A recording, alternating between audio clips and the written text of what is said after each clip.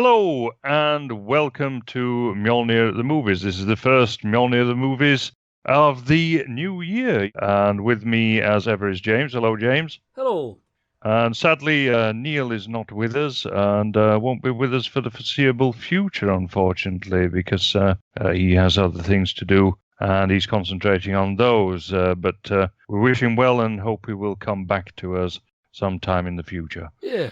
On with this particular show, this is going to be on Metropolis. We're on episode 28 now, and this is Metropolis, which is, I suppose, the granddaddy of science fiction films, really, in a way. I certainly see this as probably one of the first proper science fiction films. I know you have Georges Méliès's Voyage to the Moon or whatever, but that to me is more fantasy than science fiction. This is a proper hardcore science fiction film, really, and a German expressionist film. What are your first thoughts on it, really? I suppose we'd better look at some of the things that it influenced afterwards. This film influences an awful lot of the cinema that comes afterwards, doesn't it?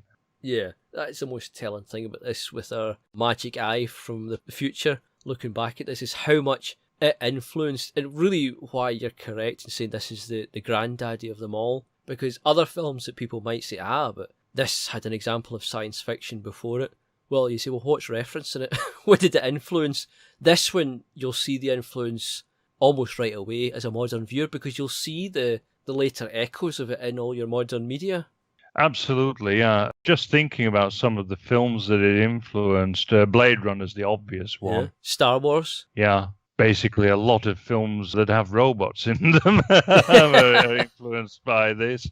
Batman, Tim Burton's Batman, thinking about it. We'll get on to that, actually, because right at the end, if you look at this film, which is the ending in the Gothic cathedral, that is pretty much carbon copied by Tim Burton for the film Batman. Because that's the thing, a lot of this will be the cinematic and artistic styles that will influence things, and other things will take from the themes and story, but the influences are still there. There's multiple of them across time. Yeah.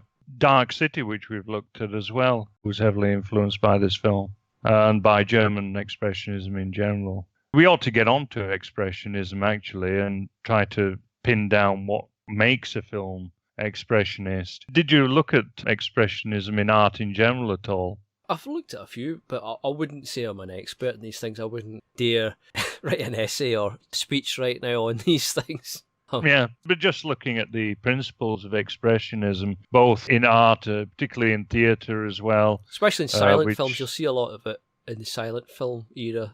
That's right, particularly Germany of the 1920s where we're at, particularly films by Erich Pommer. I mean, the screenplay of Metropolis is dedicated to Erich Pommer, who was the producer of this film. And a lot of horror as well, not just science fiction, but you'll see this in a lot of horror. Yeah. And Pommer is regarded as the father of German expressionism, and he produced films like Der letzte Mann, and am I right in saying that he also produced The Cabinet of Dr. Kalergi and Nosferatu as well, if I remember rightly?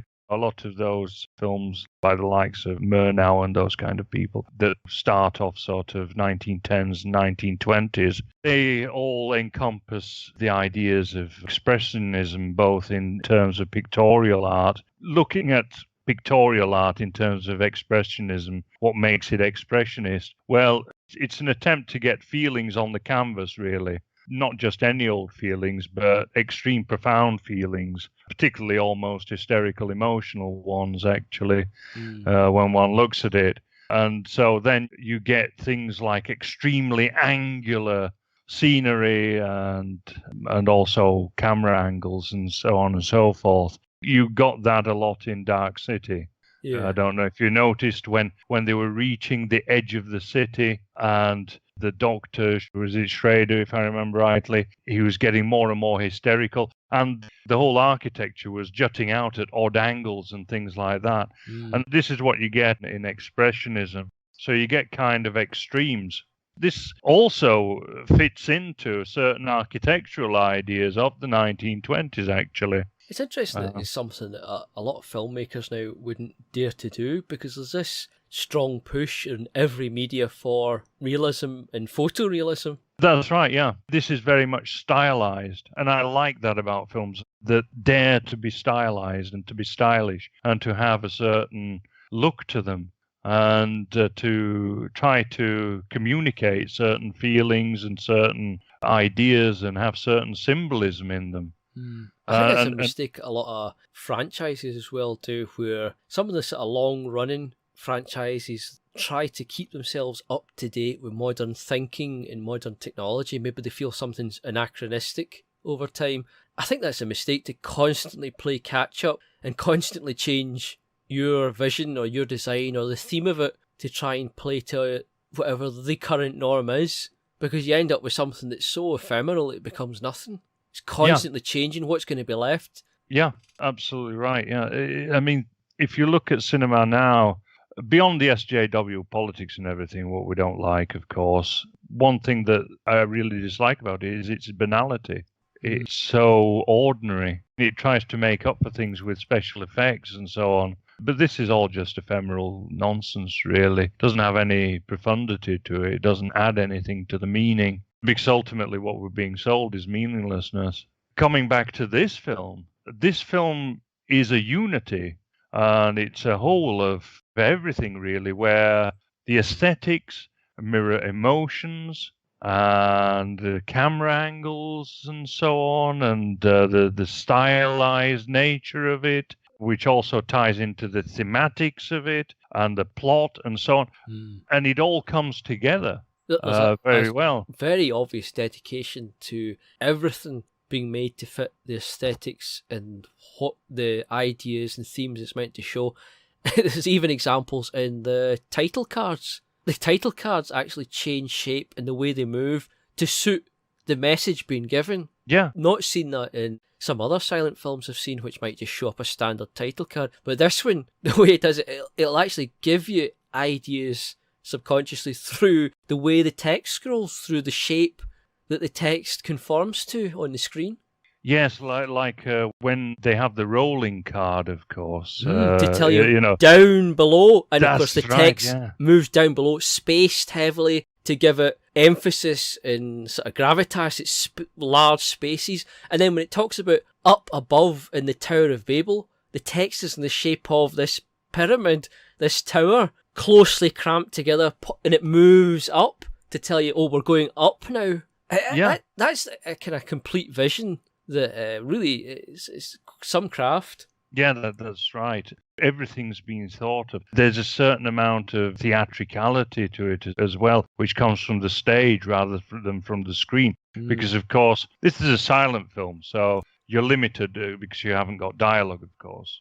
But there are other things that you can do to compensate for that, things that have been forgotten, sadly, with the advent of talkies. People have forgotten the theatricality of certain things, whereby you have to exaggerate motion and stuff like that. Things like when the workers go into the lift as they're going to work, and they're all there sort of in ranks of people, completely uniform, with their heads bent, shuffling in unison. One go into the lift as the other shift comes out. And this is all sort of choreographed so well. I think that's something that people that aren't familiar with silent films, or this one in particular, should keep in mind going into it, is sort of go to watch it as if you're going to go to a play. You're going to see something on stage, and then it won't feel so strange, because I know a lot of people have trouble with anything that's of that vintage, because there's a kind of alien form to it almost for screen. But if you go to it with in mind thinking that you're going to see a play, then it actually feels a lot more natural, because you're still used to seeing plays with these standard forms of expressing yourself, because you've got to do that way on a stage when people are sitting at a minimum several meters away. Yeah. Another one of the great performances in the film that show this is the performance by Brigitte Helm, who plays a double role, actually, of Maria. both the real Maria and the false Maria that we'll come on to. When she's being chased by Rotvang and she's cornered and she starts shaking, and she does a very theatrical thing from the theatre, which is to put her hands across and shake the hands so that it emphasizes the fact that she's afraid. These things are never done anymore because they would seem, I suppose, in the advent of realistic kind of acting and almost method acting, these things have been lost and now they seem quite ridiculous sometimes. But in this, because it's a silent film and of its time, they don't. Although it's a different form in these silent films, but the tradition of these signals to the audience goes right back to Greek theatre and probably before recorded history. Absolutely right, yes. Absolutely right. And sadly, these things have been lost from filmmaking, and you've got to really go into the theatres now to see these things. But sadly, who goes to the theatre now? Are the plays that are being produced now any good? They're not. That's why only a few people, certain bourgeois elite of people, go in to watch plays now because they're utterly crap, really. Beckett, for example, who would want to watch a play by Beckett? I want to get people in the comments saying that, oh, Beckett was a genius and so on. How can you say that? No, he was a nihilist, and he completely wanted to rip up the rule book of the theatre just for his own amusement. And he plays with language, and it's all very sort of intellectualized. But does it really mean anything to the common man's experience, to ordinary people's experience, to even higher people's experiences? Not really, not unless you're a complete and total nihilist. And that's the problem with theatre. And even the things that are known successes and respected, like Shakespeare's works, they try and corrupt and twist and remold.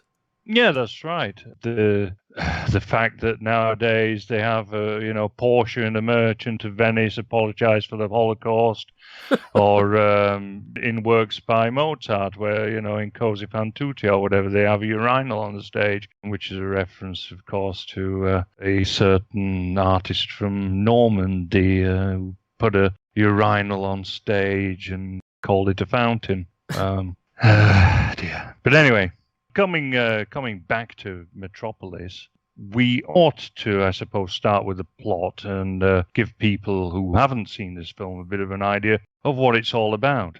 Let's start with the setting for a start, because this is a futuristic setting. It is a science fiction film, and it is set in the future.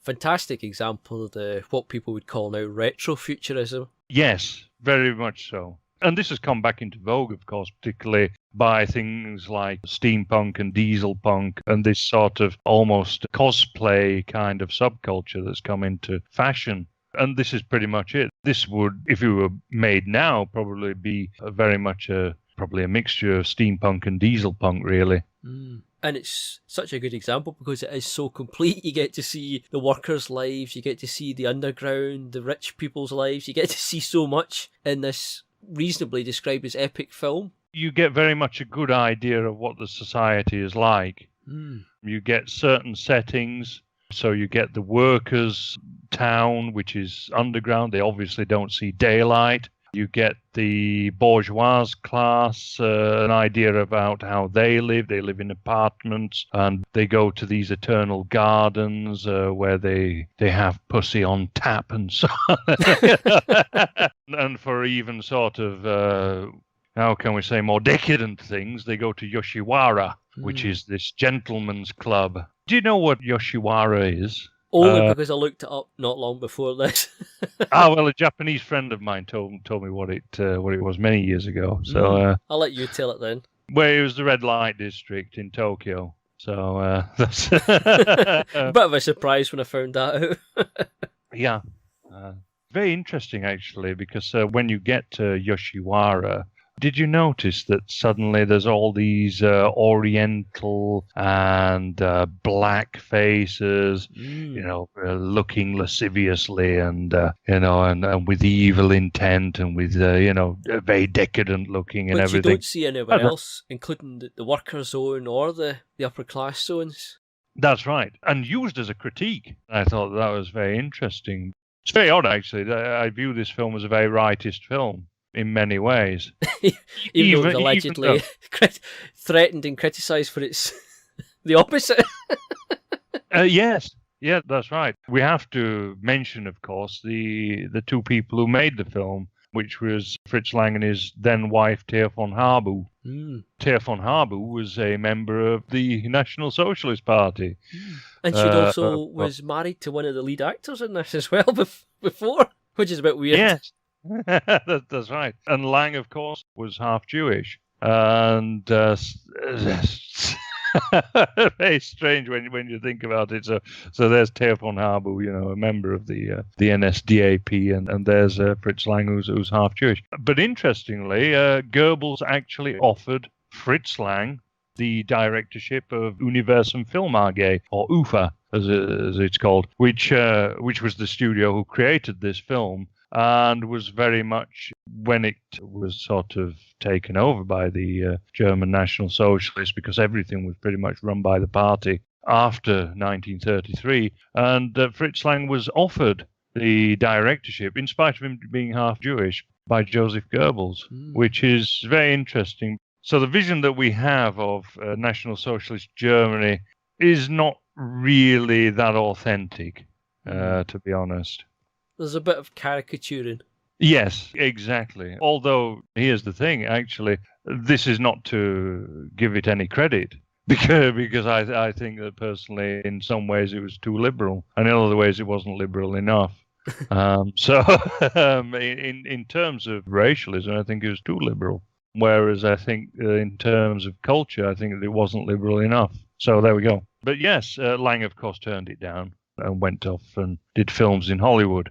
But it just shows you. And often Fritz Lang gets too much credit for this film, whereas Thea von Harbou is often relegated to having certain mentions. It's regarded as Fritz Lang's film, but not really, because Thea von Harbou wrote the novel Metropolis, of course, and wrote the script. Yeah, it's easy to forget that a screenplay writer has obviously a huge amount of impact on a film. It's a shame if somebody wrote a screenplay to just lump all the credit onto a director alone. Not that the director didn't play a huge part, because we've mentioned obviously such amazing attention to detail and things which didn't come from a screenplay, but a screenplay writer is obviously a partner in these things. Yeah, and even actors. It's also, for the ladies, it's a good example of a very successful creative woman. Yeah, absolutely. Rather than some sort of false modern feminist type promoting up people that don't deserve it, here's somebody that does deserve credit. Yeah, even though, again, I would criticize her liberalism. She ended up with some Indian guy. So anyway. But anyway, certainly she was very creative. There can be no doubt about that. Filmmaking is very much an ensemble piece, and the director gets far too much credit, as though he's the only one who counts. I ought to mention here the backgrounds and the models, which were designed by Eric Kettelhut. Absolutely incredible sets. If somebody hasn't watched this, that's probably something that will strike them when they do. It's the sheer scale of this film, the numbers of people in scenes, and the scale of the sets and the props. It's incredible. You can see why it cost the money it did. Yeah, well, it went way over budget, of course, didn't it? Millions and millions even back then. Yeah, it was originally due to be 800,000 marks, and eventually it cost 3.5 million, which was quite a sum of money back then. Yeah, especially as, from what I can see, it only made a few thousand at the box office. Yeah. The models as well, it was sort of done in stop animation. So in other words, like with the cars moving and everything at a distance, that was really done, they pushed them a bit and, and then I saw some behind the scenes photos. So on. I saw some behind the scenes photos with them moving them with wooden dowling. Just nudging every one of the cars along. Fantastic effort. Because when you watch it on screen, you think they were actually all motorised or like slot cars, because it's so nicely done. Yeah, we ought to mention as well how they created these amazing models, this cityscape. That was really done looking at all these architectural theorists and new architects and projecting that into the future. So, for example, there was a big influence of Bauhaus, of course, And on the post-Bauhaus group called Der Ring, which were people like Erich Mendelssohn, Ludwig Mies von der Rohe, and Walter Gropius. And these very much influenced the architecture of New York, funnily enough. So New York was a big influence as well, because it was, of course, everything was new in New York. All these big skyscrapers were being put up and so on. Another big influence was the French-Swiss architect Le Corbusier, and he had some radical theories on, I think they called the 5 points of architecture, if I remember rightly. Things like getting rid of supporting walls and replacing them with reinforced concrete columns. There's a lot of concrete involved in Le Corbusier's architectural ideas. He's one of these big reformers from which we get all these sort of ideas that have dominated 20th century architecture, particularly brutalism and so on, and even deconstructivism. There is a deconstructivist theory of architecture, believe it or not. People ought to look at some of the some of the designs based on the deconstructivist school. These are the ones that often get criticized by the likes of Roger Scruton and so on, who has just died, of course. But yeah, other things about the 5 points of architecture, like basically open plan, big sort of halls and things, separating the exterior from structural functionality and so on, and big horizontal windows, rooftop gardens, that kind of thing, and very sort of based on symmetrical ideas, straight lines, that kind of stuff. Sort of very inorganic when you think of it. Which is very clever if you're trying to come up with some vision for your futuristic setting to tap into these sources. You're tapping into something that is, I suppose, technically current, but it's people on the margins that haven't been maybe accepted quite yet. Mm. And it gives the whole thing this futuristic feel at the time and probably quite some time after. And even now, it's still, although it's a retro futurism, it still has that very interesting look. Of course, now people might unfortunately identify some of the aesthetics with some unfortunate periods in history, but also thanks to America's use of it, it gives it something of a shield, because you'll recognise styles on, as you said, New York, some of the iconic buildings there. Well, one thing I've just thought of that it probably had a huge influence on was were the megacities of Judge Dredd. Yeah, especially when you look at the cityscape with the Tower of Babel itself and so on, its version of it. You can almost imagine the blocks it had. Yeah, and the big sort of megways floating around the blocks and everything. And these roads that just sort of in the sky, way high up, disappear into the horizon. Yeah. There's this roadway just sort of floating there. Absolutely, yeah. And of course, the Tower of Babel itself gets pretty much reused in Blade Runner, doesn't it? There's another thing about that comes in with Blade Runner as well, which I don't know if you noticed, the guy who ran the Eternal Gardens, and he looks very much like Eldon Tyrell. Did you notice that? He was there in the dinner suit with the white bow tie and the octagonal glasses. Did you notice that? Won't be an accident. That won't be an accident. No. Absolutely not. No, Ridley Scott's definitely getting a reference in there. But that's that's what artists do. They pay homage to the art that has gone before, and so that's a thing about artistic tradition. And it's a good thing. Now, getting on to the plot. Finally, we got onto the plot. At last. Yes, the plot is, in some ways, it's a very simple plot, and in other ways, it's very complex. What do you make of the plot exactly? For a start, for people who haven't seen this film, although we do recommend you go and watch it, and there will be here on it. Yeah, exactly. The impact of the film and the interest of it. There's a version that's the sort of most restored, and it has a really good soundtrack to it. When you investigate this, you'll find that there's umpteen versions, some of it criminally cut down to like 80 minutes or something, with absurd, inappropriate soundtracks. So try and get I can't remember the name of it, but if you look it up, there is a very highly restored version. It's 90% restored. There's a brief title card moment with a really appropriate soundtrack. Watch that one before you get any spoilers and stuff, because it is a cinematic experience. I know that sounds pretentious, but it's probably one of the few films that you could justify that sort of language. Yeah, I ought to mention something on the versions, actually. I first saw this film in the 1980s, which was that awful thing that Giorgio Moroder had done to it. Now, I respect Giorgio Moroder as a musician. I think he's done some great stuff. Unfortunately, the Metropolis soundtrack he came up with was not one of them. And I had the misfortune of first encountering this film with that bloody soundtrack on it, and of course at that time a lot of the footage was missing. There were big chunks of footage missing, and that was largely because this film was cut to pieces. Yeah, we're talking about, when folk in the audience won't realise this, we're talking about versions people would have seen on TV back then. You're talking about an hour maybe cut from this, or more. Sometimes it was more than an hour missing from this film. So we're not talking about the director's cut that includes a scene that was superfluous, or 10 minutes here and there, or a different take. We're talking about an hour, and when you watch this film in the 95+% complete, you'll see that no, you couldn't cut an hour at this reasonably and not miss anything. It's butchered. When you take an hour at this, you're butchering it. That's right, and it was butchered right from the get-go. This was Channing Pollock who had it cut quite deliberately for Paramount. He thought it was too long, and basically they cut it to pieces. And then the footage was lost for a long, long time. And there were various different versions of it, varying different lengths.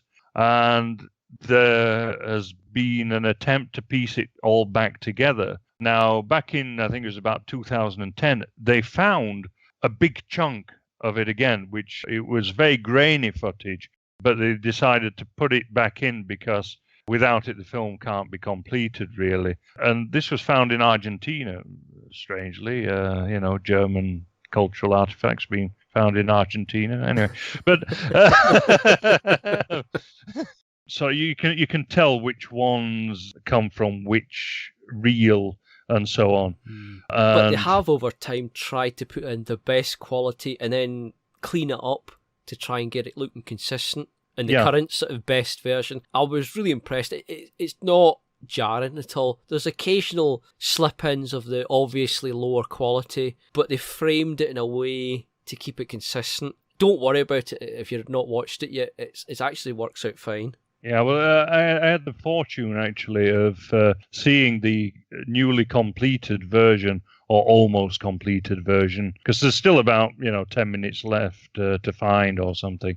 But it's as near as, damn it, recompleted now. Yeah. And I had the fortune to see this. It did a tour of the art house cinemas, and I saw it in an art house cinema in France when it was doing the rounds. Ah, great stuff. And back, of course, with its original theme. What do you make of the Metropolis theme? It's extraordinarily well done, isn't it? Yeah, it fits it hand in glove. That's, of course, why it's such a problem for so many versions of the soundtrack to be done. And you can look up lists to see other attempts at it, but you just know that in every country, every year, there'd have been yet another version of the soundtrack, and there was electronic ones, there's been guitar attempts. So many of them just fail. Some of them might actually be interesting for a second viewing to get a different flavour from it, but watch this recreation, the most authentic that you can. Don't go for some weird experimental version or something with some pop music for a first viewing. Yes.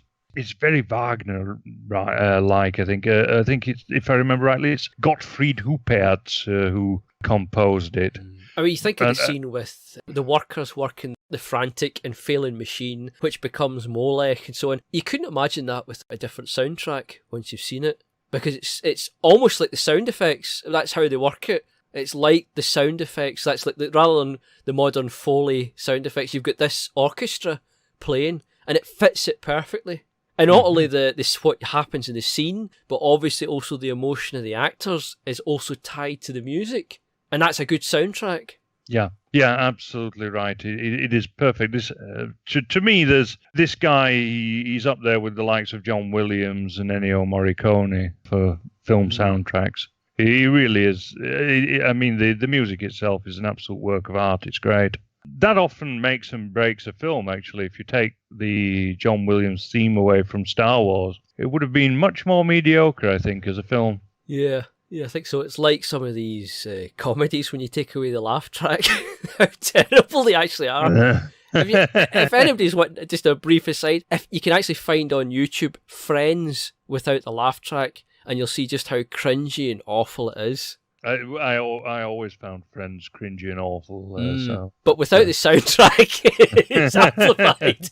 It's so bad. It's so bad. And they got the most subversive ideas in a comedy, of course. Mm. You know, always the ideal wedge, the sort of spear point is comedy for anything, isn't it? Really. Absolutely, yeah. We ought to do a little Mjolnir, the miniseries on Friends, actually, in the future, because that to me shaped consciousness, actually. I mean, what was it, 1990s now? Well, I think it went on and on. I think it was over 10 years, so it spanned more than one decade. Yeah, but it certainly helped to change people's views on certain matters and so on. Because people forget how many viewers that had, and people talked about it all the time. And I think that really revolutionized the consciousness of the 1990s generation in a way that Taxi did in the 1980s. Yeah. It's another example of why cultural space matters. Absolutely right, yeah. It's given across ideas unconsciously or consciously, but nonetheless they get transmitted. No matter what people's opinion on that show is, it was an effective tool for transmitting ideas. And absolutely, if we ignore that space or surrender that space, somebody else will use it and use it successfully. Yep. Space always wants to be filled. That's the thing about space, and someone will indeed fill it. But this is coming back to the banality of what we have now. It means that someone can fill that vacuum, and it should be us. Yeah, if you have something new and exciting, what better environment than one surrounded by mediocrity and repetition? Yep, absolutely. So, people out there, writists, writing. Even the saddest and most dedicated fan, not to put yous down or anything, but the sort of Star Wars, Star Trek fandoms, they're all rebelling because they're begging and would probably accept even a sad echo of what they grew up with and just pay for that. They would they just take it gratefully because they're so desperate for something. But even they're disgusted and fed up on the whole because they can't even successfully rehash what came before, partly because of the desperation to force their politics, which ever shift onto people. Yeah, that's right. And I'm not going to deny that we have a certain political angle where even as we're talking about this film, where we're looking at this film from the right, but someone should, of course. No, but we're upfront about it. Anybody that's come this far knows. Yes, absolutely. But this is the thing about the left. They claim that there's no agenda or anything, when the opposite is absolutely true. Yes, and of course we are working to control the cultural space. Last year, for example, I was involved in a poetry anthology that was run by Christina Finlayson-Taylor, and she edited it, also featured some of her poetry, and she's an extremely good poet. We do have some of the best poets. Julie Howard-Hobson was another one who contributed to that anthology. Give it a plug. I'm going to say it because you're not. Well, I am, because it's Christina who ran that. It's called We've Seen the Same Horizon, available from Amazon and elsewhere, and I hope that you will buy a copy and be uplifted by the poetry therein. So, anyway, after that shameless bit of publicity, back to the film. So yes, coming back to the plot, although we've not really started looking at it, we sort of veered off a little bit there, as we generally do. Well, I suppose all old original works suffer from the issue of modern works and writers so impressed by that old work, they make things that echo its ideas. So people going back to this might almost feel it's cliched, when in reality, obviously, it's the modern things that are cliched compared to it. Yeah, this deals with eternal truths. So it's a love story in a sense. You've got the oppressed class as well. You've got issues of the ruling class, how it deals with a working class. You've got the intrigue of the underground. You've got science deprived of reason and so on, and progress deprived of reason, things like that. You've got a lot of themes. Yeah, that's right. You've got the bourgeois who've delved into hedonism, completely detached from both. Interestingly enough, they show a bourgeois class detached from the ruling class and mechanism, the actual ruler of the city, who you don't see acting like the CD club members, and neither does his assistants. And you've got at the bottom the workers, but in this sandwich, you've got this pacified, hedonistic class. Yes, yeah, very much so, and it is, I suppose, very much like now. In a way, this theme has been around since really the dawn of the Industrial Revolution, and this is very much based on an industrial critique, but it's not a Marxist industrial critique. No, because interesting enough, I was reminded of the Time Machine, obviously the late age when you see the Morlocks, etc. But of course, the Morlocks were meant to represent, because it is ambiguous, because it's such a distance from obviously now. And the only people you actually get any real information from are these cow-like people who are completely useless. Yes. Because Wells, he based the Time Machine, the Eloy, and the Morlocks on the structure in one of these great houses, where the servants sort of basically spent their time working in the cellar area of the house, so all the kitchens were down below and everything, and then the bourgeois class obviously lived in the daylight and everything. That's why I go for it, because he actually he was the daughter of I believe a scullery maid, if I remember rightly. So he was the son of a scullery maid, if I remember rightly. That would have been a bit scandalous. and spent time in these in one of these great houses, and so that's where he got the idea from. Fair enough. Although interestingly, equally you could be right in a certain respect as well, because actually the servants' sleeping quarters were often in the attic. The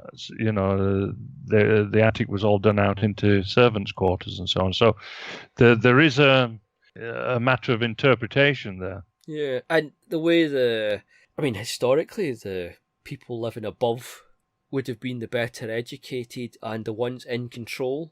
It's hard to imagine how the servants below would end up the ones which, although they were physically hideous, must have been at least more aware and controlling. It's a sort of reverse of two positions for it to be. It'd have to have a reverse of the intelligence and power and control, as well as the sort of position in society who's on top. Yeah, well, I think that the idea was that as the middle classes were becoming more decadent and so on, they would basically physically degenerate, as well as mentally. Not inaccurate. Yeah, this hasn't happened at all, has it? But interestingly, about the Morlocks as well, this was actually based on the word Moloch. Which is of course a Semitic demon, or started life as a god, I suppose, and then became sort of a demon, as the Judeo-Christian mythos developed. Probably some competitor that gets squashed underfoot. Yeah, that's right. And there were sort of human sacrifices by flame. So cast into pits of fire and so on, in that kind of way. So they literally fed to Moloch, and so this is the idea of the Morlocks, of course, that these Eloi are fed to the Morlocks or Moloch. What do we see in this? Yes, exactly. Yeah.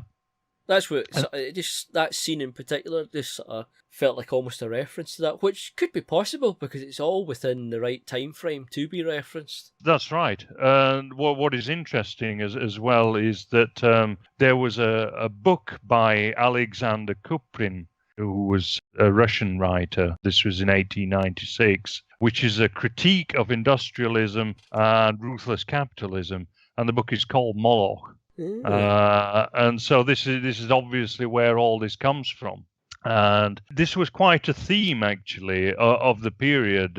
So kind of late 1910s and 1920s, you got it recurring as a theme, which comes from that 1896 novel, and so you get mentions of it. D.H. Lawrence mentions the Moloch of industry and so on, particularly in his novel The Rainbow. Also, you have the one of your chaps, actually, William McCance, this artist from, I believe he was born on the outskirts of Glasgow, if I remember rightly, and he created a very famous artwork called The Moloch of the Machine, or also called Machine Gods. And of course, in the Steam Age, these kind of things would have been really all the more fitting. You imagine the flames, the coal, the steam and smoke. Yeah, that's right. So it's a wonderful scene, actually, where you have this machine sort of reaching, going beyond the temperature that it's meant to be at, and because the worker just can't keep up because it's just too physically exhausting with the labor involved in keeping the machine running. And of course it explodes and kills various different workers. And then you have the scene where it's your Fedderson's son, Feder Fedderson, who is watching this scene as he's looking at what the workers do and everything. He's gone underground to see what the workers' conditions are like. And then he imagines it back to this god of the Ammonites, to whom are sacrificed all these people and so on. If I remember rightly, this is mentioned in the Bible, 2 Kings 23:10, if I remember rightly. My notes are correct. I'll take your word for it. Right. But anyway, yeah. But you wouldn't get that in a film these days.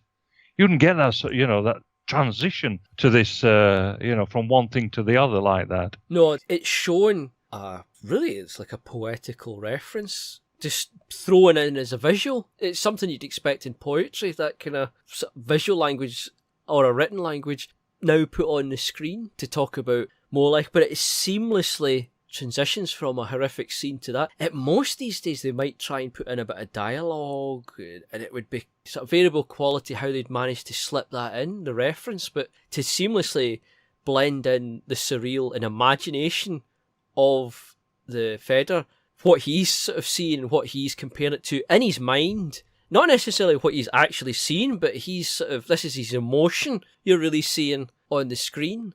It's a great idea, and I really wish more directors would be bold enough to do that. There's no harm in it. You don't have to. I know a lot of them talk about show, don't tell, and that, in this case, he is really showing and not telling, but he's also not assuming that means you have to have the constant baggage of realism. You don't need to say, oh, well, I'll have to show a scene where they get burned, and how will I explain why them getting burned is bad, and the social... Well, he didn't need to do that. He could just have this cultural reference, which is so dramatic and ingrained, even to the modern audience. You can understand what it's saying, even now, 80 years later. Yeah, there's a lot of biblical referencing, actually, throughout, isn't there? Oh, yeah, multiple. Obviously, the whole Babel thing's in there, and so on. There's many scenes where you'll see Egyptian references, obviously, in the cultural attire and the style of it. Yeah, that's right. You get this sort of very much a Christian critique of industrialism that is somehow anti-Christian. And one of the things that is interesting, because of course you have the Maria character. Maria in Germany is Mary, of course. So she's like the Virgin Mary. And Feder falls in love with Mary, of course, and then because Mary is sort of this noble spirit who... shepherdess of the poor. That's right, yeah, shepherdess of the poor. Absolutely brilliant, yes. Those are the words. All the workers look up to her and so on, and she tells them that revolution is not the way forward and everything, and she also tries to shame the bourgeois class into looking after the workers and everything. She brings up those children, if you remember, into the lift and on, into the eternal gardens. Yeah, brings them into the eternal gardens where they're sort of scurrying after half-naked women and everything. Quite a bit of nudity in this, actually. I was going to bring up, I was surprised how often you'll see like see-through dresses and you think, I can see her nips. 1927. Granted, she'll be is older than most of the viewers' grands right now, but if you ignore that... This is Weimar Germany, don't forget. But you don't imagine a film set way back then having obvious, to any degree, nudity. You think that would have been too shocking for an audience? But of course, as we have to remember that this is Weimar Germany, which was an ultra-liberal society. In many ways mirrors the society that we have now. But I don't think that the nudity in this film is egregious. No, it's not. I wouldn't criticise it that way. But it was just surprising because you'd assume progression from a linear progression, shall I say, from now to the past that would be more. Maybe it's the wrong term, but sort of prudishness, or if you see what I mean. Well, yeah, that is true. But I don't think you would have gotten away with that in, say, America or in Britain. No, and certainly not later on either. But even in the 1920s, in Britain or America, you would not have gotten away with that. I wonder, actually, if they censored those parts. That's a good question. Because I know the written text, comics and so on, there was quite a lot, in America, there was quite a lot of controversy with what started to come out. And then that's why they brought in things like the Comic Codes Authority and so on. Yeah, that's right, yeah. In some ways, that was a good thing because it was starting Marvel to get comics disturbing. were getting, There was stuff in there that even now you would find you wouldn't want to show kids. It was disturbing stuff. Bizarre fetishes and whatnot. That's right, yeah. So, I believe in a certain, amount of morality and everything. I think that art has to be moral, but I don't think it has to go overboard. I don't think it has to get to the point where, such as the National Socialists, wanted to censor everything. Well, it's the same with this, although not to the same extreme. When the Comics Code Authority came in, because it's a backlash, what happens with these backlashes is they often overreach and go too far because they're so stunned and outraged. They want to clean up everything, and obviously the most outraged and loudest people are often the most prudish and extreme in whatever political situation it is. Much as we see today with the politics of the left, where the most loud people are the craziest and most extreme in that scene. That's right. But this, of course, always ends up with an extreme in the other direction because you're being pushed from one extreme to the other because people overreact all the time. This is something that I want to get away from, actually, in many ways. So, as I say, I'm not a Puritan or anything like that. And I certainly think that the nudity in this particular film is in its place.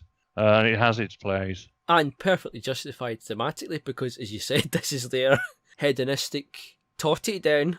Yeah. So, of course, you'd be wearing something like that. Yeah. And it's a stark contrast, of course. What do you see elsewhere? You see the boiler suits and the drudgery, and, of course, notably constantly masculine, non-sexual scenes, while the hedonistic people are surrounded by these feminine beauties.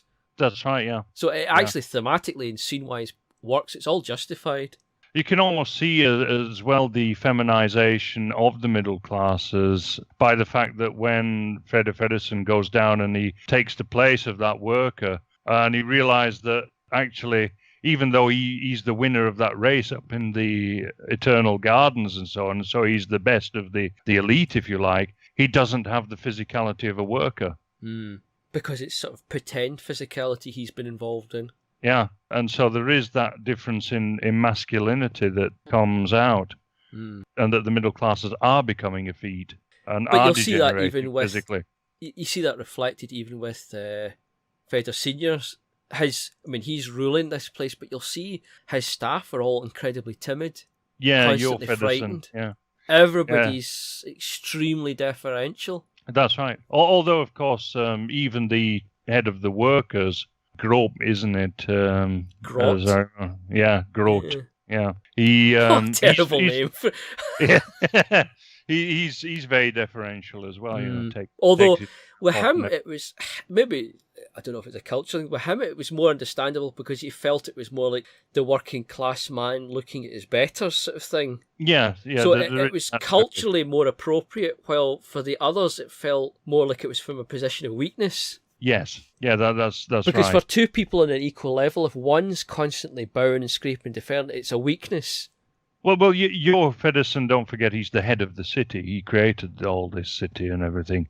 He is the kind of king, if you like, although he's not a king because he's a bourgeois. But yeah, it's this idea that he controls everything, although he doesn't control everything, of course, because he's having to have spies and so on to try to keep control. And you see several moments where he's upset that he wasn't made aware of something that had happened. He fires one of his helpers for it. That's right, yeah. So he's not an all-knowing figure.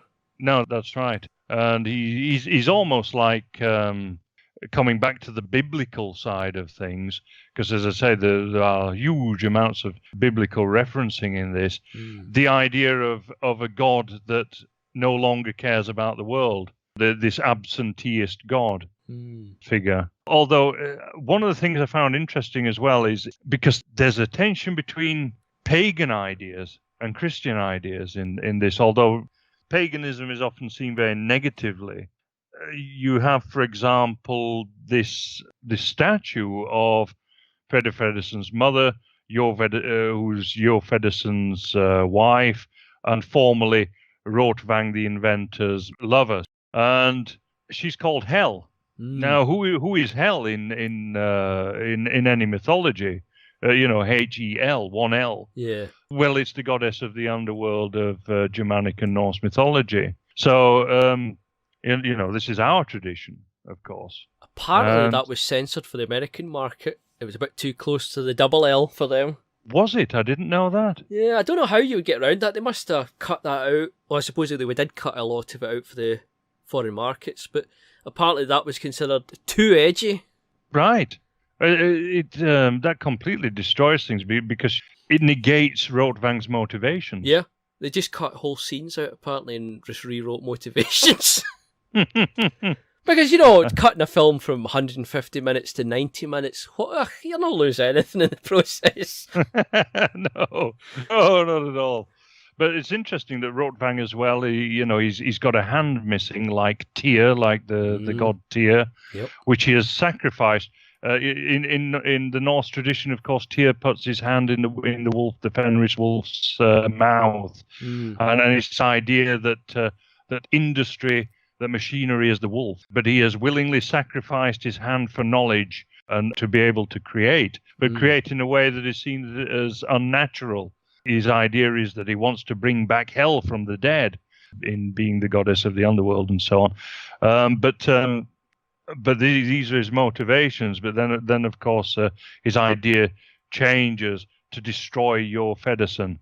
It's fascinating to think of somebody blending Hel and Mary from two different religions together. Yes, yeah, but of course these ideas were all going round in Weimar, Germany. There was the coming back of pagan ideas and of neo-paganism and folkish ideas. Things like the GGG and the Mehrlicht movement, which were kind of neo-pagan artistic movements and cultural movements and so on, and occultist ideas as well. They were all kind of floating around, and this sort of blends them all together. But interestingly, the pagan and occultist ideas are thrown in with modernism, quite bizarrely, in a way, and so you get this robot who again becomes the Scarlet Whore of Babylon, which is extraordinary. And so you have this doubling, which again comes back to the Germanic doppelganger idea. So you have this folk legend of doppelganger, and you have the two Marias, and so one is sort of the Mother Mary or whatever. Goodness and love. Yes, and on the other side, you've got this machine likeness of her in the first robot put on screen, and also encompassing the idea of the Scarlet Whore of Babylon. Of course, she presents herself in Yoshiwara, where she's the dancing girl and everything that everyone lusts after. And she actually comes in like a scene from Revelation. And of course, you also start seeing the diversity in that scene of corruption. Absolutely, yeah. So diversity and corruption go together in this film. It's and people have missed that. This is not a film that sits very easily on the left, but it can't be ignored. Yeah, that's right. Interestingly, of course, the word robot is not used because that comes later. This is Karel Čapek, of course, in the novel R.U.R., Rossum's Universal Robots, who invents that. But in here, it's the Maschinenmensch, the machine person. But this is indeed the first robot on screen, who is, of course, it starts off as very mechanistic, but then is given the likeness of Maria, and to all intents and purposes looks like a real woman, looks exactly like Maria, and of course is played by the same actress, who plays a wonderful double role, actually, in complete opposites. Yeah, that's some talent to do such a different character, all in the one film. And did you notice, actually, that in the ending is that the robot is burned as a witch at the stake? Yeah. In front of a cathedral. And there is, of course, the fight between Freda Fredersen and Rotfang, which resembles extraordinarily the fight scene between Batman and the Joker in Tim Burton's Batman. Yeah, some obvious inspiration there. Yeah, as they got that tower. Fantastic action scenes and crowd scenes in this. Give it some credit again. It's unbelievable when the floods are happening so on, and you've got what folk are going to remember. There was no CGI when they have 1,000 people getting hit by a big wave of water. They had to get 1,000 people together and a big load of water and splash them with it. Yeah, and these people had to act soaking wet for hours on end. Yeah. One thing that was interesting as well about Rotfang is that he lives in this incredibly archaic house. It's the last house in the city, it seems, that is of the old style, and yet inside is ultra futuristic. And I found that fascinating, actually, that you have that sort of blend of the ultra archaic and the ultra modernist, and this is the idea of sort of the pagan being the extremely old, and the coming back that will be the new. But of course, he's completely corrupt and immoral and so on. But I found that quite extraordinary. And of course, this is the idea of mixing occultist ideas with futurist ideas. And in the scene where you see Fredersen Jr. exploring, looking for his lost love, there's a couple of scenes, I don't know if you remember, where he's looking around the room and it switches to a first-person view where you see the head pan around, and then not long after that he's reaching for a piece of cloth, but the camera is actually following the hand, and you see the camera move. Nowadays, of course, it's nothing, but back then it was significant. You see the hand move with the camera moving behind the hand forward as if it was attached to him, you know, like now you do with a head cam or something. I was really impressed to see that kind of inventive camera work in this.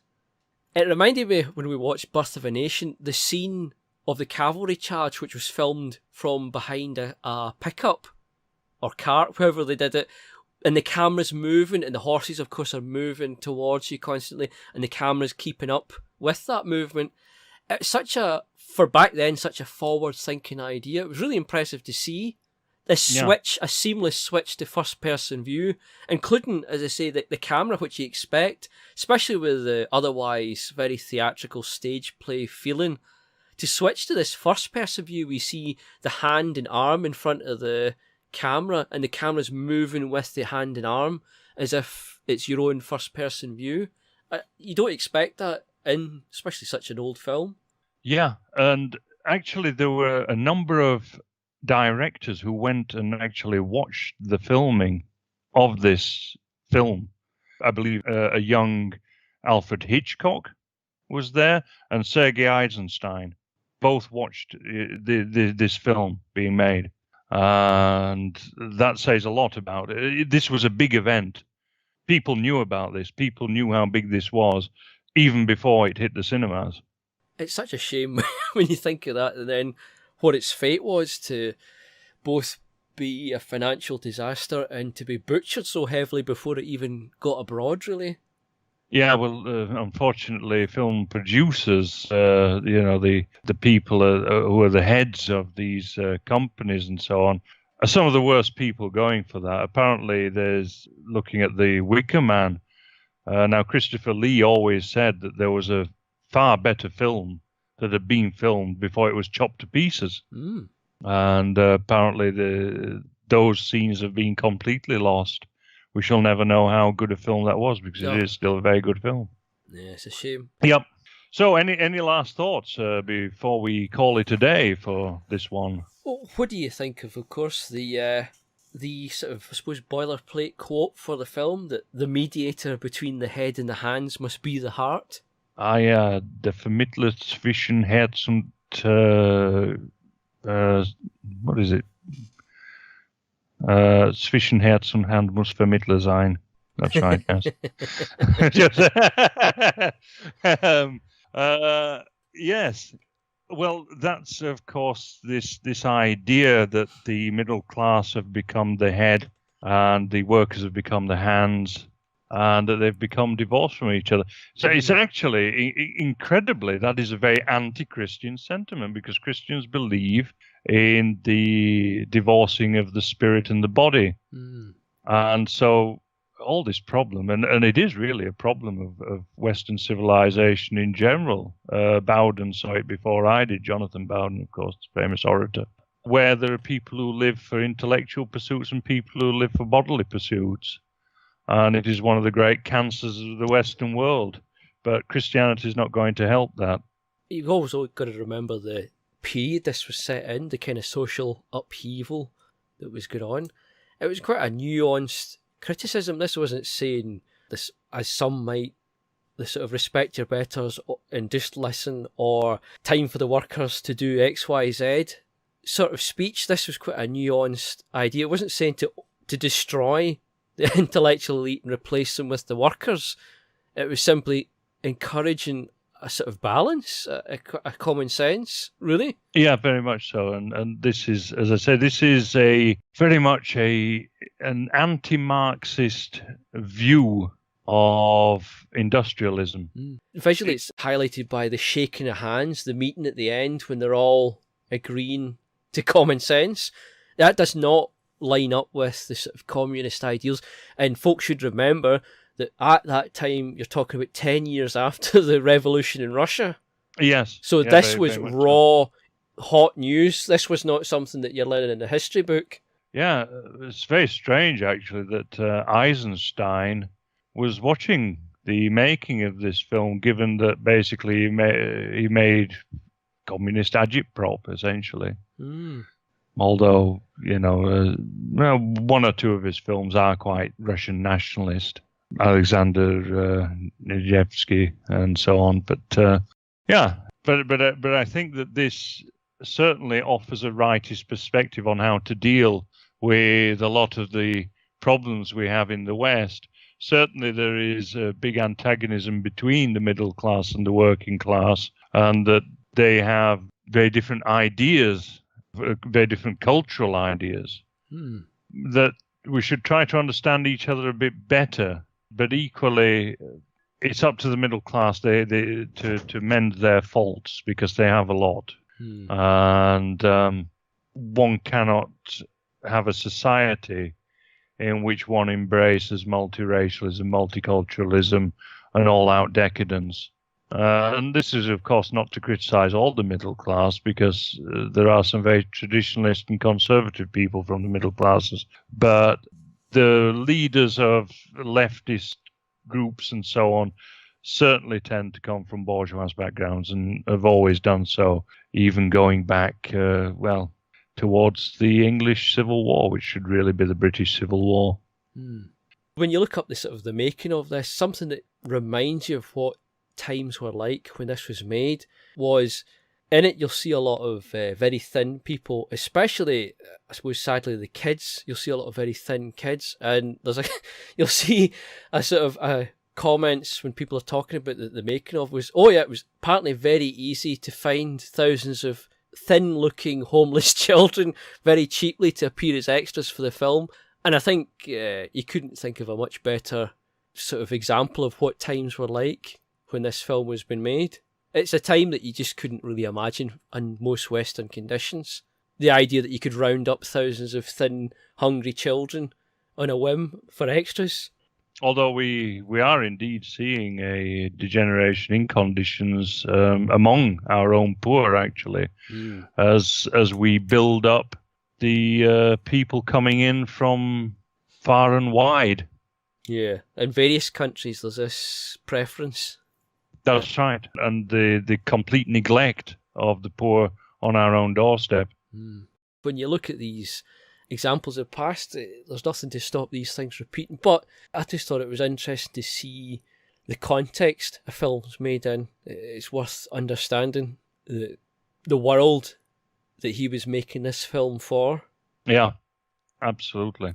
And in a lighter-hearted note, there's a sort of... I like it as much as it annoys me, but IMDb website, that sometimes you'll see really interesting and useful things, and other times you'll see the biggest load of shit you can imagine written on there, and it just stays. It just somehow these things, nonsense statements, can just linger forever. And in this particular case, it was one I remember seeing some time ago for Metropolis, so I went back to see if it was still there, and it is. So I've written it down, and it's in the goof section, where it describes that there's several scenes, including the underground and in the offices, where you see the 10-hour clock, and that's part of the theme, is this 10-hour clock. Of course, the idea is it's duplicitous. People are tricked into this idea that they're only working X number of hours, but in reality, we're still in a real life of having 24 hours in one day. But it says, so there's these 10-hour clocks above ground, but then the ruler of the city looks at his watch and it says 12 hours on it, so that's a goof. And I couldn't believe that somebody had actually sat and watched this film and thought that the fact that the ruler of the city has a 12-hour watch was a goof. No, it's not a goof. No, it's not. It's incredibly deliberate, even for the fact that when you look at the clocks, it even shows a smaller clock above with our normal time above it. That's right, because the workers work 10-hour shifts, 10 hours on, 10 hours off. Which in reality, of course, is not 10 hours. It's a trick. But this person has watched this, and somehow it's just completely gone above them. But this is now written on IMDb for what must be a year or something.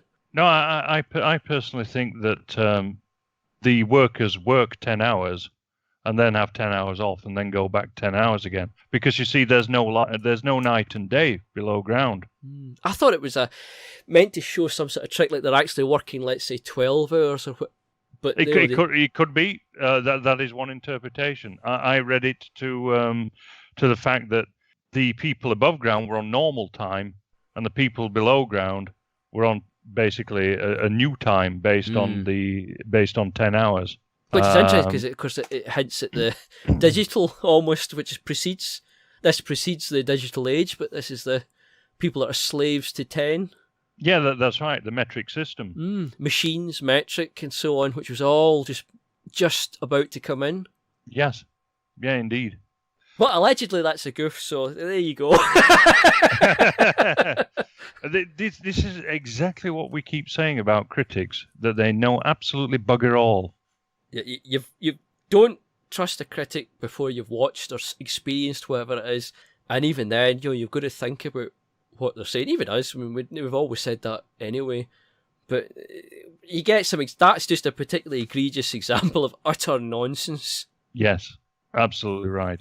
And these people get paid. A lot of these critics. Dear, oh dear, absolutely terrible. And yet. We've got 160 viewers, but we love you all out there. Speaking of which, of course, pass this about to your friends on social media, subscribe and so on, because YouTube constantly, and check to see if you are subscribed, if you are watching this, because YouTube constantly unsubscribes people. It constantly tries to block videos from appearing in your lists. It's all very petty and silly, but they do it just to try and keep the numbers go down. We get 10 subscribers and then 10 vanish suddenly. They do it with other people as well. It's a ridiculous game, but the only way around it is if you, the viewer, if you enjoy this at all, or if you like some of the ideas, to try and pass it about. We don't have any budget to try and force this like an advertising department, because it is just people doing this at home. But if you can pass it about, it'd be much appreciated. Excellent. And I think that's a great note to end things on. So, I say thank you to you, James. No bother. And we'll see you all next time.